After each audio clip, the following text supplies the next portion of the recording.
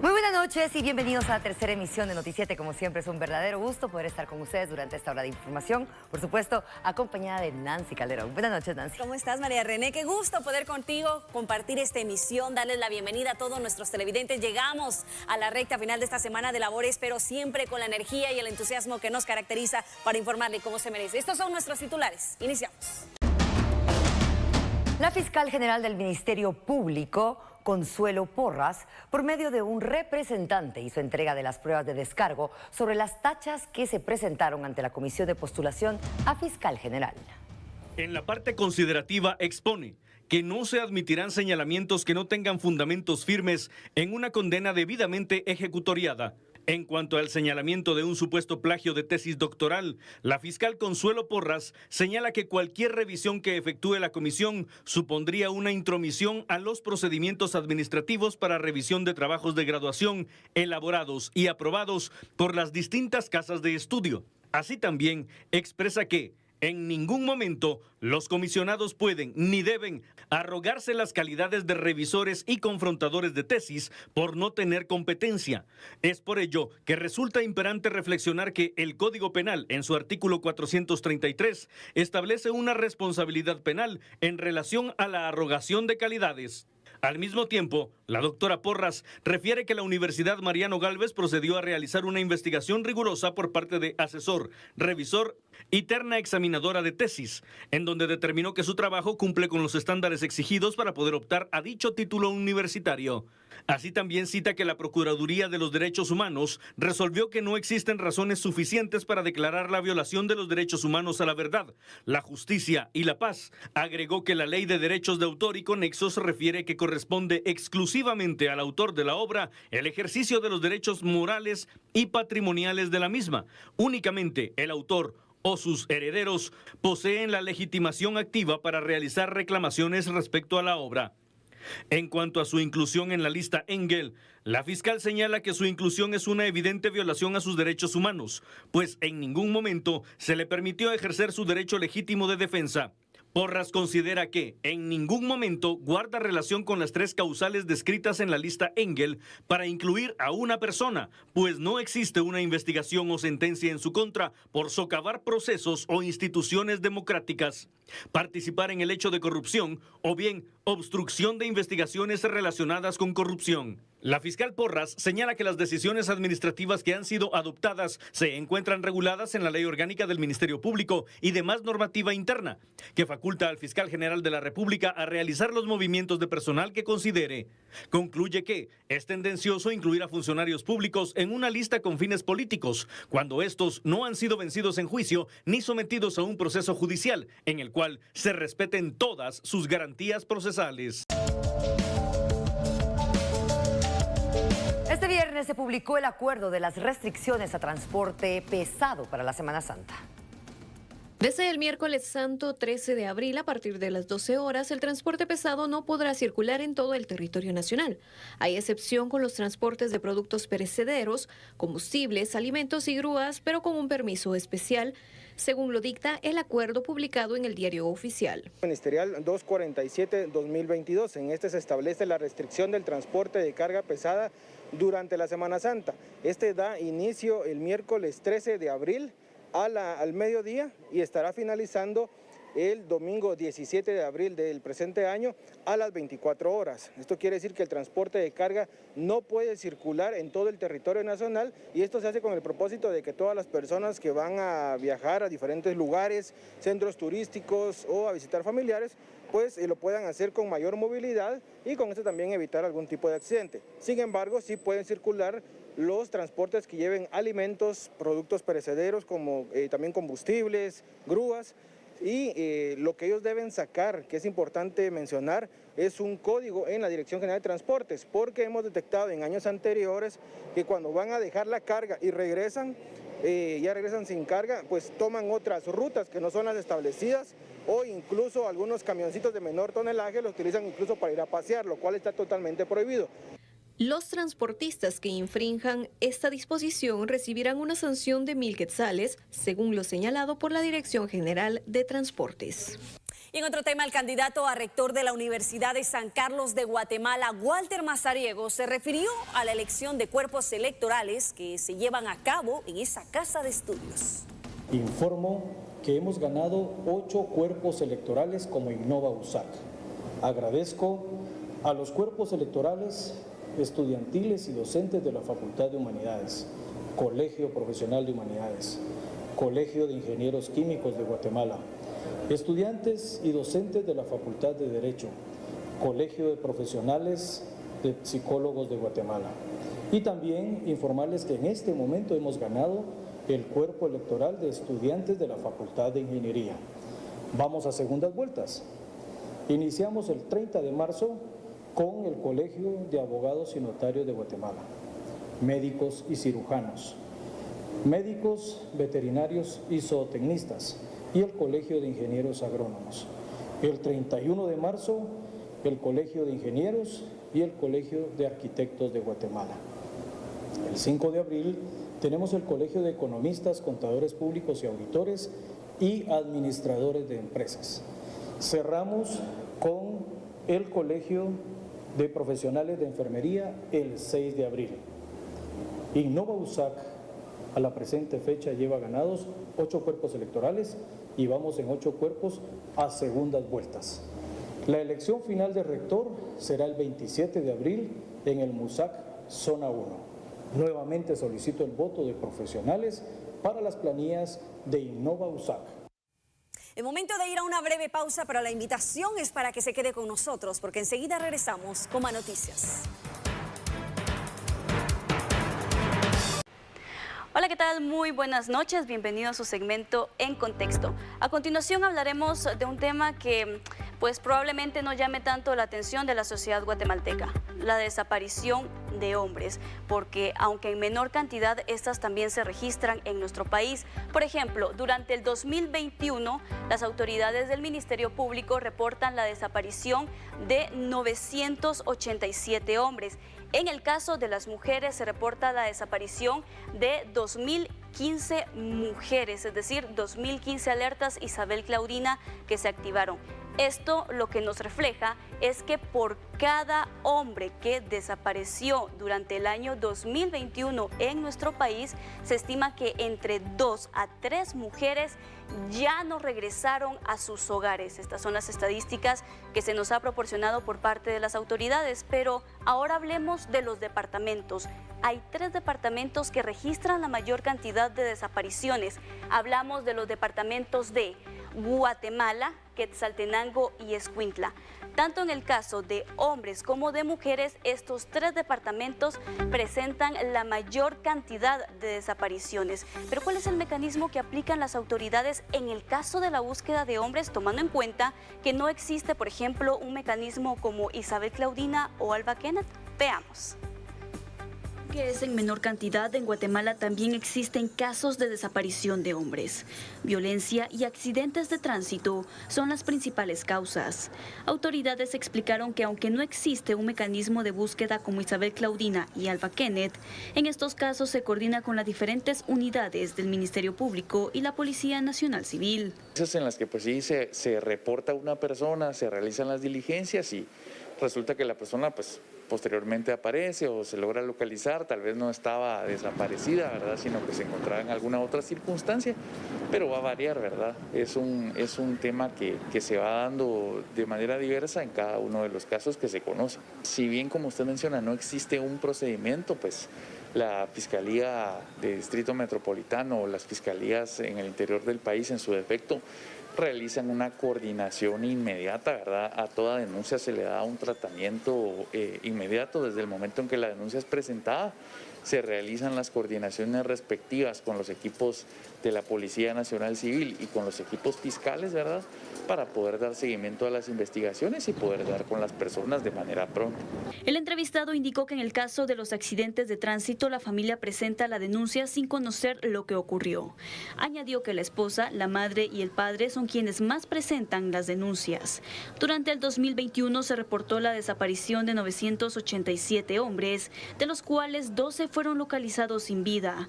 En el caso de las mujeres fueron reportadas como desaparecidas 2015, mientras que datos de organizaciones detallan que durante el 2021 se registraron 652 femicidios. Ahora bien, las autoridades del Ministerio Público indican que no hay que esperar ni 24 ni 48 horas después de la desaparición de la persona para presentar la denuncia. En este caso, la querella debe ser presentada ante el ente investigador al momento de que los familiares lo consideren pertinente, y lo que hacen ellos es el llamado para que se presente de forma inmediata.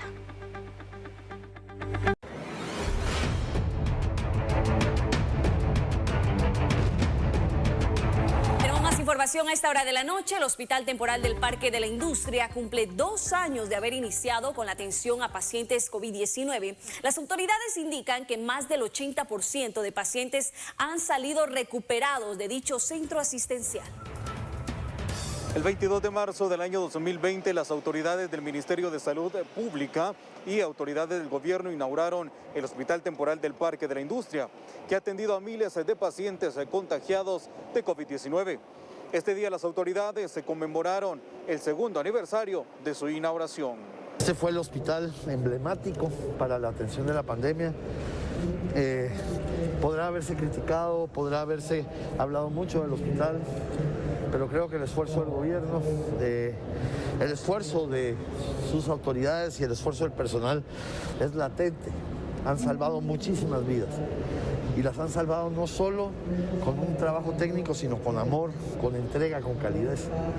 Pasaron momentos difíciles, al igual que muchos hospitales de la red, pero hoy ellos son, creo, la parte más emblemática en la lucha de la pandemia. En cuanto a la atención brindada durante los 2 años en el centro asistencial, la directora del Hospital Temporal, Dani Hernández, indicó: hemos atendido 29,000 pacientes. De ellos un porcentaje se queda ingresado, y de nuestros pacientes más del 80% se va recuperado a sus hogares. Hemos habilitado también nuestra clínica post-COVID recientemente, que ahora brinda la atención a aquellos pacientes que han sido afectados por la COVID y que semanas después tienen secuelas o simplemente quieren saber el estado de salud en el que se encuentran luego de la infección. Aquí hemos estado atendiendo alrededor de 70 pacientes diarios. Ha sido una afluencia bastante bonita y nos da gusto saber que este hospital sigue sirviendo y sigue atendiendo, y seguimos haciendo todo lo que esté en nuestras posibilidades para poder brindar atención a todas las personas afectadas por la COVID. Actualmente, el hospital refleja una baja en la atención de pacientes positivos a COVID-19 y se mantiene una ocupación del 50% en el área intensiva, lo que representa 27 camas. En cuanto al área de diagnóstico, se reciben alrededor de 100 personas por día. El presidente de la República se refirió a las acciones a implementar por las repercusiones que se han registrado en el país por el conflicto Ucrania-Rusia. Conformamos, a raíz de la guerra entre Ucrania y Rusia, un comité de crisis en donde está coordinándolo por instrucciones del presidente, el presidente del Banco de Guatemala, donde está el ministro de Economía, donde está el ministro de Finanzas, el ministro de Desarrollo, el ministro de Agricultura, la superintendencia de bancos, la superintendencia de administración tributaria, y hemos hecho un plan de crisis que será presentado, primero Dios, la semana entrante, en donde estamos tomando una serie de medidas en las que vamos a reducir el gasto del gobierno lo más que se pueda, donde no vamos a salir a comprar carros, se van a cancelar fiestas, se va a hacer y se va a trabajar únicamente con lo estrictamente necesario para que lo que nos sobra vayamos a la población, para que generemos trabajo en las comunidades y podamos que la gente tenga trabajo y tenga un salario.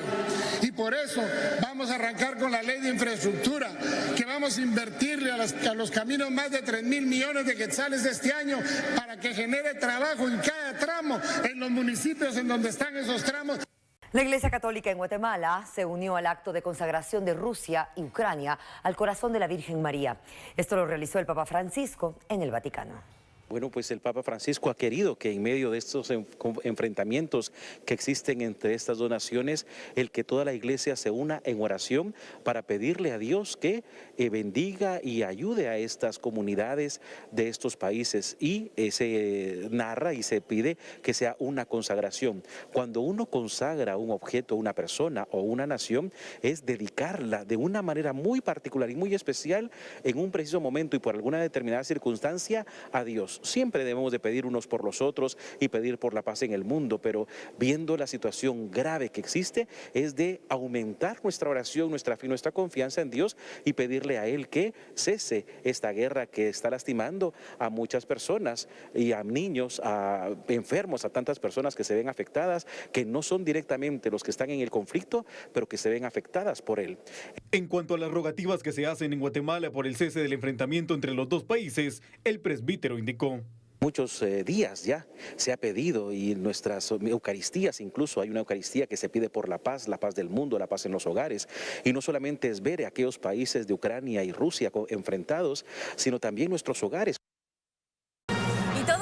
Tiene su final y esta vez nos despedimos con un segmento muy especial, María René. Realmente lo hacemos con broche de oro porque no hay nada como las tradiciones, no hay nada como un buen periodismo y por supuesto que un buen trabajo de investigación cuando hablamos de nuestra cultura, Nancy, de cosas tan lindas. Y qué mejor que sea nuestro compañero, por supuesto, un gran periodista, Alejandro Esquite, quien tiene este segmento tan esperado viernes a viernes. Muy buenas noches. ¿Qué tal, Alejandro? Muy buenas noches, María. Muy buenas noches, Nancy. Qué gusto poder acompañarlas aquí y pues con importante información desde la antigua Guatemala, ya que oficialmente la Hermandad del Señor Sepultado de San Felipe ha anunciado que sí habrá cortejo de Viernes Santo, pero con algunas variantes. Primero, pues se tendrá el anuncio de que sí deciden llegar hasta el parque, pero la procesión tradicionalmente ingresaba al amanecer del Sábado Santo, ahora no lo hará durante los primeros minutos, pues pasada la medianoche. Esto es parte de la información, pero a raíz de esto nosotros hemos preparado un especial para ustedes y hemos traído dos leyendas. La primera relacionada a la hija de una mujer millonaria y la otra a un guatemalteco pues que se pasó de copas y algo le cambió en su vida. Ha sido un completo gusto estar con ustedes. Descansen, cuídense mucho el fin de semana y que lo disfruten. Diversas leyendas se han tejido en torno a la historia y origen de la mística imagen del Señor Sepultado de San Felipe, conocido antiguamente como de las benditas ánimas, pero de acuerdo a la información documental contenida en los archivos eclesiásticos, desde principios del siglo XVIII se le menciona en la existencia de la cofradía de las benditas ánimas. Cuenta la leyenda y no me deja mentir que allá por los años de 1670 en Santa Lucía, Cochumalguapa, existía un comarcal llamado San Juan el Perdido y fue atacado por la viruela, los murciélagos, la langosta y no se podía vivir. Era tal la zozobra que los que habitaban en el lugar llegaban con el Señor Sepultado a suplicar y ya no se podía vivir en el lugar. Y suplicaron al ayuntamiento de esta ciudad que se les autorizase trasladar la imagen para este lugar. En un rancho pajizo fue resguardada la imagen, el cual con los primeros años fue sustituido por un pequeño oratorio construido de madera y dedicado a San Felipe de Jesús, que fue consumido por la llamarada de una vela y marcó el inicio de la proliferación del culto al Señor, pues se había salvado de aquel pavoroso incendio en donde se quemó todo, incluyendo la urna que contenía la imagen, dando origen a las leyendas como la de doña Soledad Almengor, una mujer millonaria de la época con una gran pena, pues su hija no podía ver, mas tenía una gran fe y averiguó y preguntó dónde queda el santuario de San Felipe y a su hija a este lugar encaminó. Ella sin ver llegó al templo, al santuario y caminando y rezando con una fe tan grande le pidieron al Señor de San Felipe que la vista les devolviera y el milagro se realizó. Concédeme el milagro, Señor, que mi hija pueda volver a ver.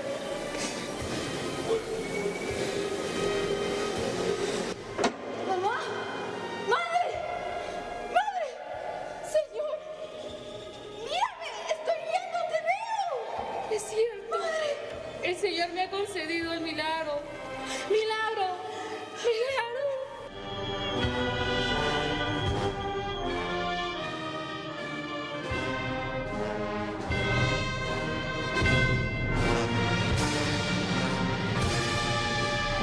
aunque esta no es la única, ya que se dice que en los primeros años de la aldea, ahí vivía Nicho, un hombre cuyo mayor oficio era estar pasado de copas, lo que lo había llevado a sufrir un grave accidente que casi lo dejaba sin caminar.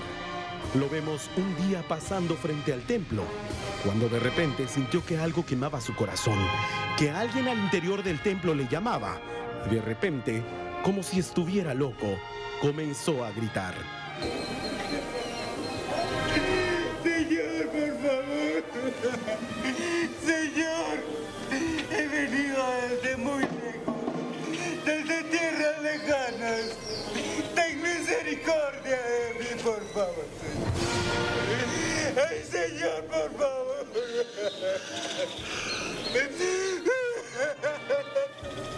Entró prácticamente de rodillas y como pudo, permaneció en oración dentro del templo hasta que el sacristán le avisó que cerraría la iglesia. Pensó que debía comenzar su cansado andar, pero obra y milagro del Señor sepultado, se puso de pie y caminó. Se dice que aprendió el oficio de la madera y se convirtió en uno de los más famosos carpinteros de la aldea, que obligatoriamente cada año acompañaba al Señor en su cortejo de Viernes Santo. Realidad o mito, el Señor de San Felipe es la razón por la que miles de personas con lágrimas en los ojos llegan a implorar su bendición. Con la edición de Carlos Lineker, Alejandro Esquite.